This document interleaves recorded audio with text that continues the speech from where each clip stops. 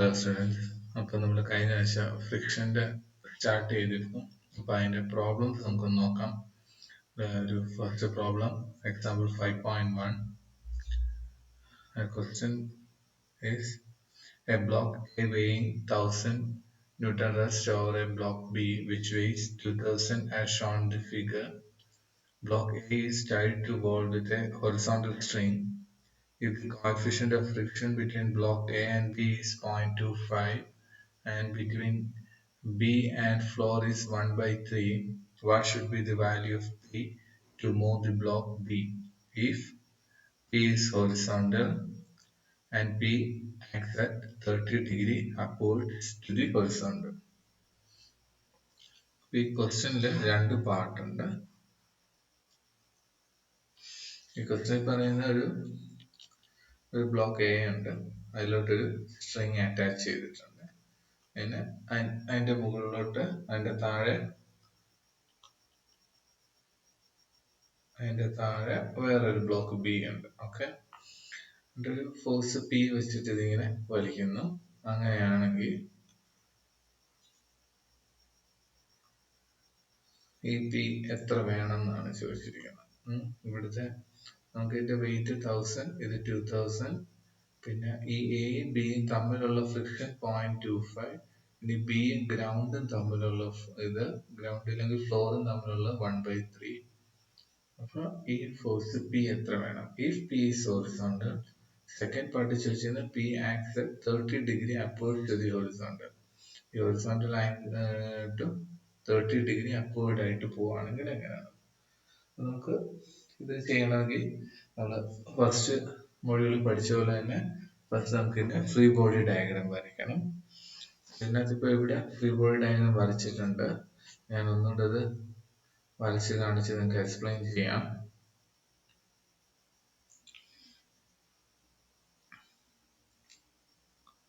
ഇത് നമ്മുടെ first block.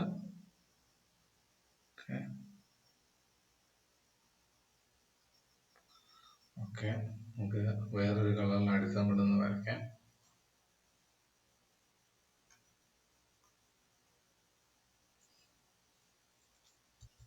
നമുക്ക് വേറൊരു കളറിൽ നോക്കാം.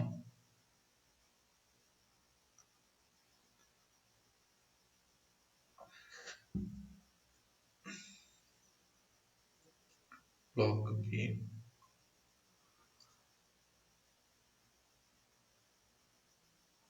ഓക്കെ, നമുക്ക് ബ്ലോക്ക് എയുടെ നോക്കാം. നമുക്ക് ലോഡ് വേറൊരു കളറിൽ കൊടുക്കാം.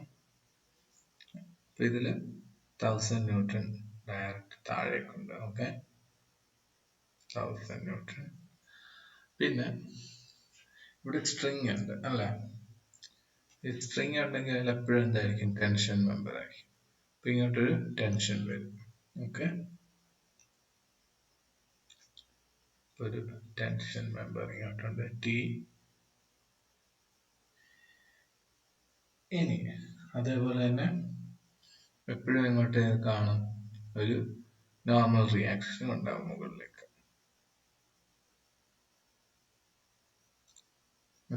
ഓക്കെ, ഇത്രയാണ് ഇതിലുള്ള. പിന്നെ ഇതിനൊരു ഫ്രിക്ഷൻ കമ്പോണന്റ് ഉണ്ട്. അത് ഇവിടെ ആയിട്ട് വരും. അതിന്റെ ഡയറക്ഷൻ നമുക്ക് ഇതുമായിട്ട് വിത്ത് റെസ്പെക്ട് നോക്കിയിട്ട് വരച്ചാൽ മതി. ഇതിന്റെ എന്താണോ അതിന്റെ ഓപ്പോസിറ്റ് ആയിരിക്കും ഇവിടുത്തെ ഡയറക്ഷൻ. ഓക്കെ, നമുക്കത് നോക്കാം. അപ്പൊ ആദ്യം ഇവിടെ ചെന്ന് വരയ്ക്കാം.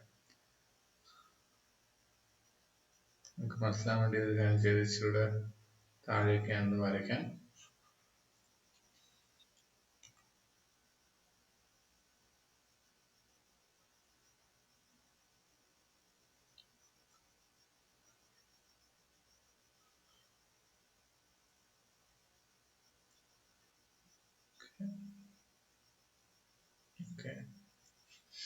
ഇതാണ് ബ്ലോക്ക് ബി. ഇവിടുത്തെ നമുക്ക് ഫോഴ്സസ് ഒക്കെ നോക്കാം. ഇവിടെ ഒരു ഫോഴ്സ് പി ഇങ്ങോട്ടുണ്ട്, ഒരു ഫോഴ്സ് പി പോകുന്നുണ്ട്. ഇതൊക്കെ നമുക്ക് പിന്നെ ഡിനോട്ട് ചെയ്യാം. ഫോഴ്സ് പി പോകുന്നുണ്ട്.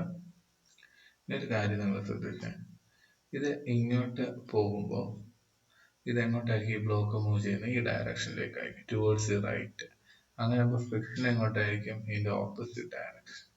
അതുകൊണ്ടാണ് ഇവിടെ F2 എന്ന് പറയുന്നത് ഇങ്ങോട്ടായത്. ഓക്കെ, ഈ ഡയറക്ഷനിലേക്ക് വന്നത്. അതുപോലെ ഈ ബ്ലോക്ക് ഇങ്ങോട്ടാ പോകുന്നത്. അപ്പൊ സ്വാഭാവികമായിട്ടും ഇത് ഇവിടുത്തെ ഫ്രിക്ഷൻ ഇതിനെ എന്ത് ചെയ്യും? ഓപ്പോസിറ്റ് ചെയ്യും. അപ്പൊ ഇവിടുത്തെ ഫ്രിക്ഷൻ എന്താണ്? ഈ മൂവ്മെന്റ് ഓപ്പോസിറ്റ് ആയിരിക്കും. അപ്പൊ F1 എന്ന് പറയുന്നത് ഇങ്ങോട്ടായിരിക്കും. അതേ ഫ്രിക്ഷന്റെ ഓപ്പോസിറ്റ് ആയിരിക്കും ഈ ബ്ലോക്ക് ഇങ്ങോട്ടാണ് പറയുന്നത്. അപ്പൊ ഈ ബ്ലോക്ക് അതിന്റെ ഓപ്പോസിറ്റ് പോർഷൻ ഇങ്ങോട്ട് വലിയാനായിരിക്കും. ടെൻഷൻ ഇങ്ങോട്ടുണ്ടല്ലോ, അപ്പൊ അതിന്റെ ഫ്രിക്ഷൻ നേരെ ഇങ്ങോട്ടും ആയിരിക്കും. ഓക്കെ, ഇവിടെ ഒരു ഫ്രിക്ഷൻ കമ്പോണന്റ് വരും, ഒരു ഫ്രിക്ഷൻ കമ്പോണന്റ് വന്നു. അതുപോലെ ഇവിടെ ഒരു നോർമൽ കമ്പോണന്റ് ഉണ്ട്, അതിന്റെ ഓപ്പോസിറ്റ് നേരെ എന്തുണ്ട്? ഇവിടെ ഒരു നോർമൽ കമ്പോണന്റ് വരും. അതുപോലെ വെയിറ്റ് ഉണ്ട്, വെയിറ്റും താഴേക്ക് വരും. പിന്നെ ഫ്രിക്ഷന്റെ ഒരു കമ്പോണന്റ് ഉണ്ട്, ഇവിടുത്തെ ഫ്രിക്ഷന്റെ. പിന്നെ ഇവിടുത്തെ നോർമൽ റിയാക്ഷൻ ഉണ്ട് with respect to ground. Okay, ഇത് F2 എന്ന് പറയുന്നത് ഈ ഗ്രൗണ്ടും ബിയും തമ്മിലുള്ള ബ്ലോക്കും തമ്മിലുള്ളത്. ഈ M2 എന്ന് പറയുന്നത് ഗ്രൗണ്ടും നമ്മുടെ ബോക്സും തമ്മിലുള്ളത്. നോർമൽ റിയാക്ഷൻ 2000 അതിന്റെ വെയിറ്റ്. അതേപോലെ F1 എന്ന് പറഞ്ഞാൽ ഇതും ബ്ലോക്ക് 1 2 തമ്മിലുള്ള ഫ്രിക്ഷൻ. പിന്നെ N1 എന്ന് പറഞ്ഞു കഴിഞ്ഞാൽ ഈ ബ്ലോക്ക് കാരണം ഇതിലായിട്ടുള്ളത്. ഓക്കെ,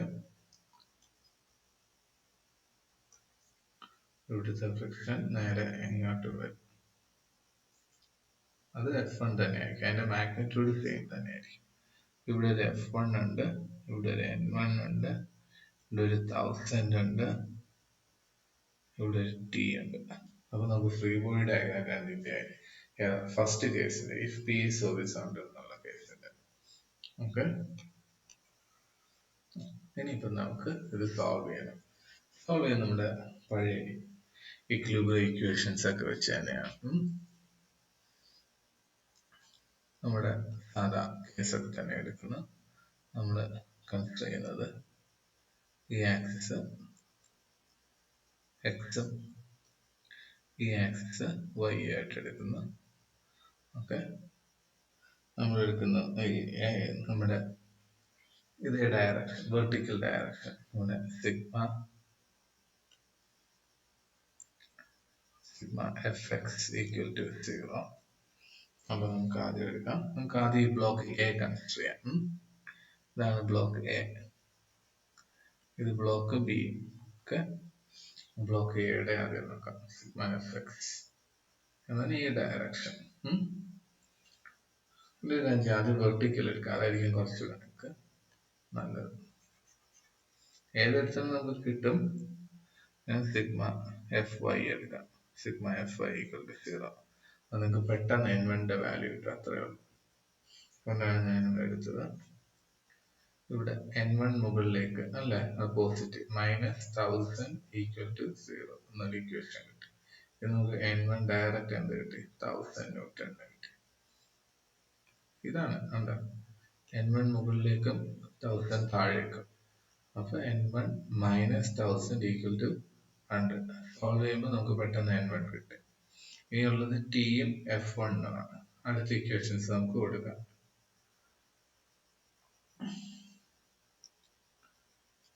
നമുക്കൊരു ഇക്വേഷൻ കിട്ടും, സിഗ്മ fx ഈക്വൽ ടു 0, എക്സിന്റെ ഡയറക്ഷൻ.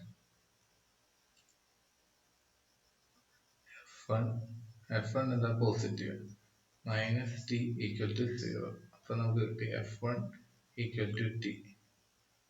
ഒരു ഇക്വേഷൻ. പിന്നെ നമുക്ക് ഇക്വേഷൻ നമ്പർ 1 എന്നെല്ലാം പറഞ്ഞിട്ടേക്കാം. ഓക്കെ, നമുക്ക് അൺനോൺ ആയിട്ട് കിടക്കാണ്. ഇനി എന്തെങ്കിലും നമുക്ക് തന്നിട്ടുണ്ടോ നോക്കാം.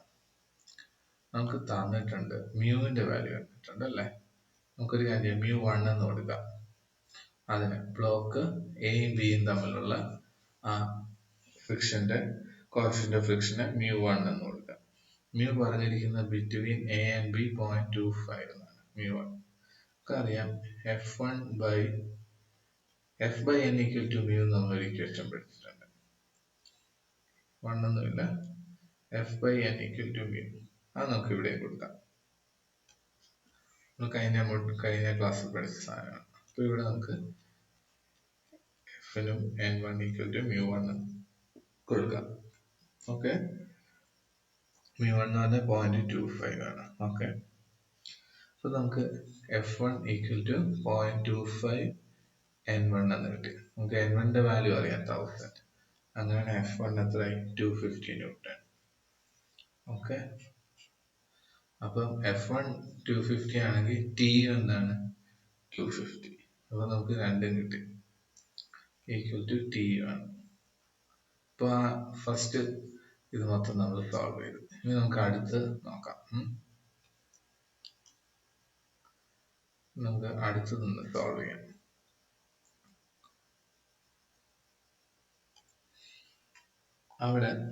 അവിടെ നമുക്ക് ആദ്യം ഈ ഡയറക്ഷൻ തന്നെ എടുക്കാം, വൈയുടെ ഡയറക്ഷൻ സോൾവ് ചെയ്യാം. ഇതായിരിക്കും നമുക്ക് ഇങ്ങനത്തെ പ്രോബ്ലംസിന് ഏറ്റവും നല്ലത്. അപ്പൊ ഇവിടെ നോക്കുമ്പോൾ ഒരു n2 മുകളിലേക്കുണ്ട്, അത് positive, n1 negative, 2000 negative.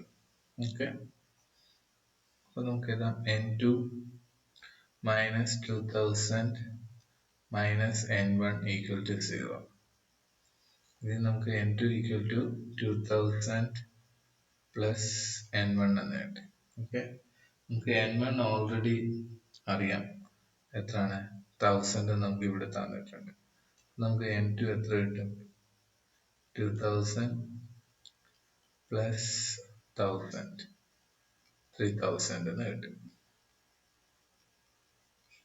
Okay, problem solve ചെയ്തു. ഇനി നമുക്ക് അടുത്ത നോക്കാം. ഇനി സിഗ്മ എഫ് എക്സ് ഡയറക്ഷൻ്റെ ഒന്ന് നോക്കാം.